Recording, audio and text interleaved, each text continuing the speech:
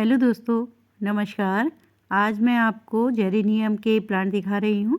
Geranium एक perennial flowering plant है और आज मैं आपको जेरेनियम की कटिंग से प्लांट बनाते हुए भी दिखाऊंगी कि मैं किस ढंग से कटिंग से प्लांट बनाती हूँ। अगर अभी तक आपने जेरेनियम की कटिंग नहीं लगाई है तो फरवरी का महीना चल रहा है और इस समय आप इसकी कटिंग लगा सकते हैं और ढेरों प्लांट आप इसके बना सकते हैं।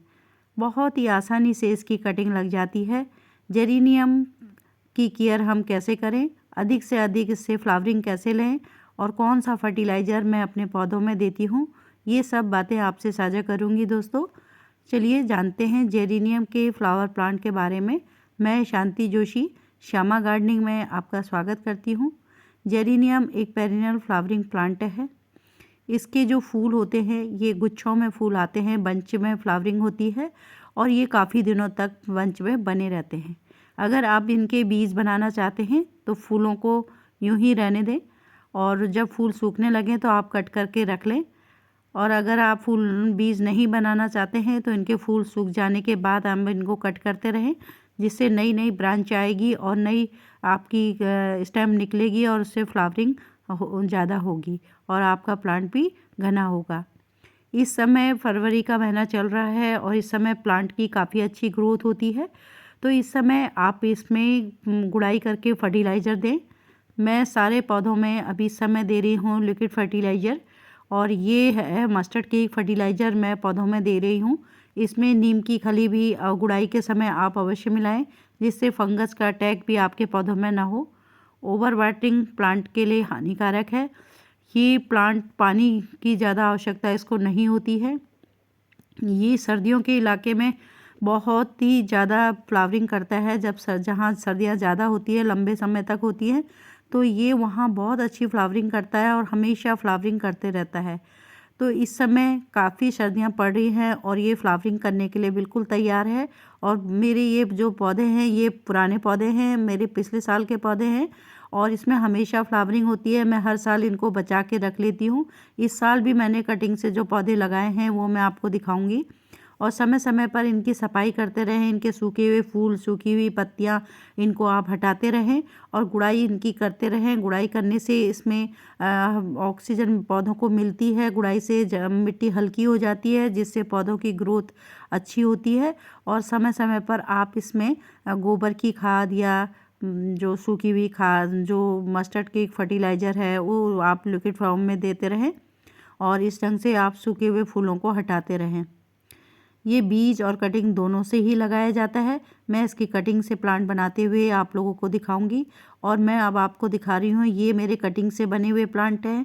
ये इस साल के प्लांट हैं और इस समय फ्लावरिंग के लिए बिल्कुल तैयार हैं और फ्लावरिंग भी इसमें होने लगी है। ये सारे प्लांट मैंने कटिंग से लगाए हुए हैं और इस समय मेरी कटिंग बिल्कुल तैयार है फ्लावरिंग के लिए। देखिए कितने अच्छे पौधे तैयार हो गए हैं और अभी मेरी काफ़ी कटिंग भी बच गई हैं और इतने ज़्यादा पॉट की भी ज़रूरत होती है दोस्तों। देखिए ये एक ही गमले में 4-5 कटिंग लगी हुई है और ये भी लगाने के लिए बिल्कुल तैयार है। इस समय भी अगर हम इनकी कटिंग लगाएंगे तो ये मई जून तक फ्लावरिंग करते हैं। जब बहुत तेज़ गर्मियाँ होती हैं उस समय कम फ्लावरिंग करता है, परंतु इक्का दुक्का इसमें फ्लावर आते ही रहते हैं। उस समय आप इन्हें सेमी सेट में रख दें। और इस समय सर्दियाँ काफ़ी पड़ रही है, धूप बहुत हल्की होती है, तो इसे धूप में रखें। 3-4 घंटे की धूप में ये पौधा रहेगा तो उतनी अच्छी फ्लावरिंग करता रहेगा। ये सेमी सेडेड प्लांट है। वैसे तो ये सर्दियों के इलाके का पौधा है, परंतु यहाँ इस समय सर्दी काफ़ी पड़ रही है, तो ये आप धूप में इस पौधे को रख सकते हैं। इसकी जब भी कटिंग आप लगाएं तो इसे धूप में रखें, तो बहुत तेज़ी से ये ग्रोथ करती है। इस समय मैं इसको दे रही हूँ मस्टर्ड केक फर्टिलाइज़र और गोबर की जो खाद होती है उसको गुड़ाई करके दे रही हूँ। मैंने इन्हीं पौधों से, जो पुराने पौधे थे उसमें से कुछ कटिंग ले ली है और ये देखिए इसकी जो मोटी स्टेम्प होती है वो मैंने ले ली है और बहुत ही आसानी से इसकी कटिंग लग जाती है। मैं इसको यूं ही लगाते रहती हूँ, हर समय लगाती हूँ तो ये लग जाती है। और इस समय अगर आप लगाएंगे तो ये पौधा बहुत जल्दी तैयार हो जाएगा और अप्रैल मई में आपका फ्लावरिंग करने लगेगा। ये देखिए इस रंग से, ना इसमें कोई रूटिंग हार्मोन, ना कोई जेल, बस आप यूं ही इसे डिप कर दें और ये जो मिट्टी है ये नॉर्मल मिट्टी है और इसमें मैंने हल्की सी रेत मिलाई हुई है रिवर सैंड, तो उसमें ये लगाया हुआ है और इसमें मैं पानी डाल दूँगी। बस ऐसे ही मैंने काफ़ी कटिंग लगा ली है और मेरे बहुत सारे पौधे तैयार हो गए हैं। वो भी मैं आपको दिखाती हूँ कि मैंने जो कटिंग लगाई थी किस ढंग से, इसी ढंग से मैंने कटिंग लगाई थी और मेरे बहुत सारे पौधे तैयार हो गए हैं। और ये पौधा नर्सरी में इतना अच्छा नहीं मिलता है जितना कि हम घर पर कटिंग लगा कर इसको तैयार कर सकते हैं, क्योंकि ये पौधे बाहर से आते हैं और ये इतनी कंडीशन अच्छी नहीं होती है। देखिए जो भी मैंने कटिंग लगाई थी सब के सब तैयार हो गई है और उसमें फ्लावरिंग भी तैयार हो गई है।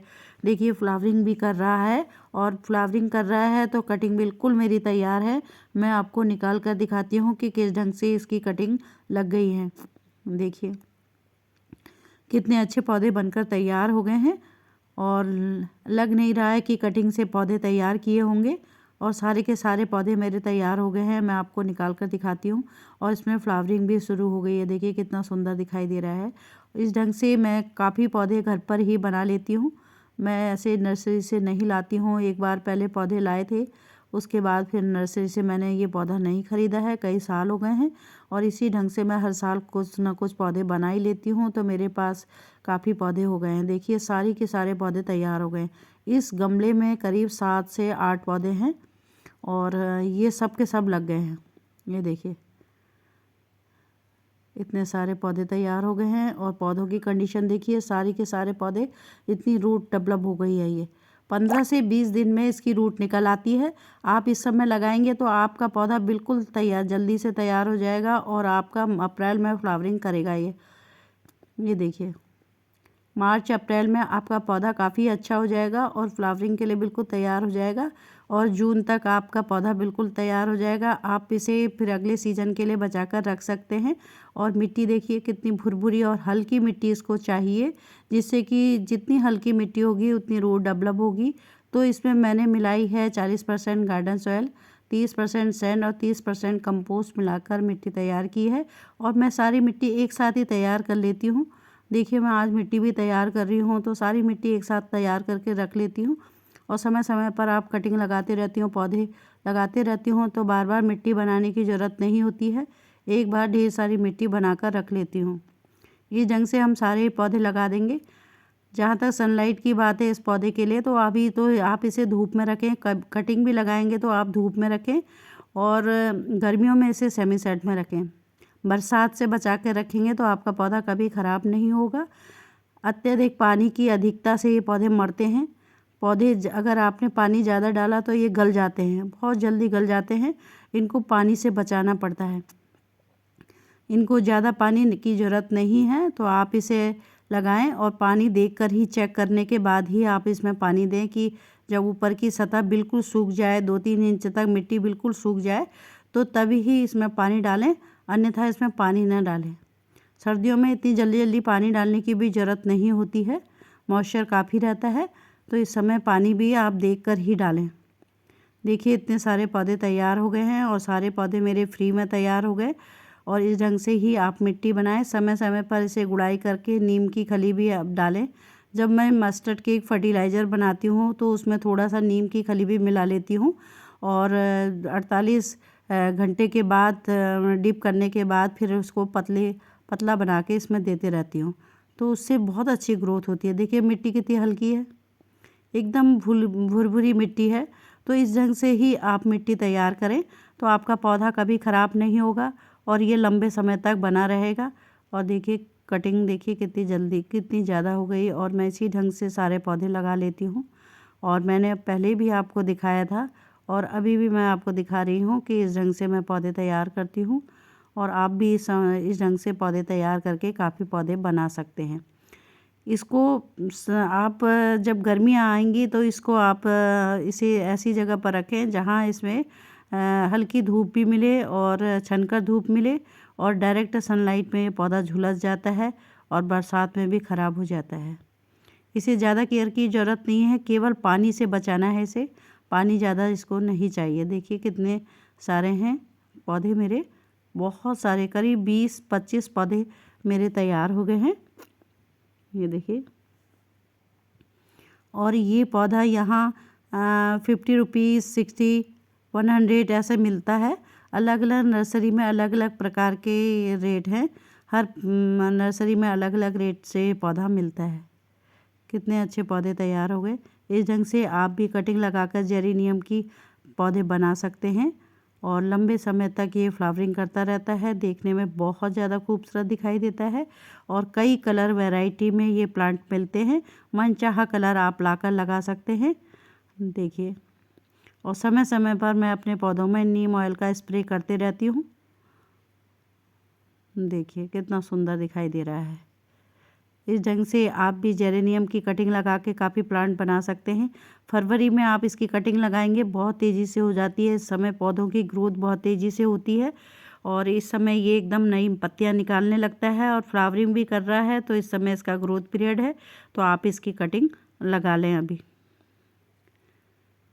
आज मैं बहुत सारे पौधे लगा रही हूँ और मैंने मिट्टी भी एक साथ ही तैयार कर ली है। देखिए दोस्तों, अगर आपको अच्छा लगा हो तो प्लीज़ लाइक करिए, शेयर करिए, सब्सक्राइब करिएगा और कमेंट करके बताइएगा कि आपको ये कैसा लगा और मेरी कटिंग लगाने का तरीका कैसे लगा। मैं इसी ढंग से, आपने देखा होगा, मैं बहुत सारे पौधे बना लेती हूँ। बार बार मुझे नर्सरी से पौधे लेने की आवश्यकता नहीं पड़ती है। देखिए, और फ्री में ही मेरे पौधे बनकर तैयार हो जाते हैं। देखिए, अगर आपने अभी कटिंग नहीं लगाई है तो इस समय मौका है, लगा लीजिए। ये देखिए इतने पौधों मैंने लगा लिए हैं और इतने सारे हो गए हैं, करीब 25-26 पौधे मेरे तैयार हो गए हैं और फ्लावरिंग भी शुरू हो गई है। कटिंग में भी फ्लावरिंग शुरू हो जाती है। देखिए, थैंक यू।